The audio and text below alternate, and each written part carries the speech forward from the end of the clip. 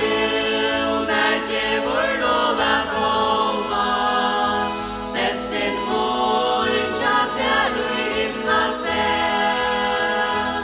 Tack och Jesus är du vår skoja, tryggt och i det faltas vår kvalitet.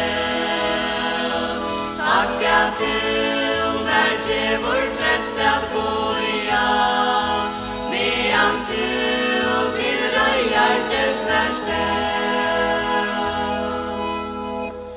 Käre Jesus, jag du är att lysa, han så ljósa städa av, att en sal kan navnet och inom bruysa, fyre ljóse hånd och i myskri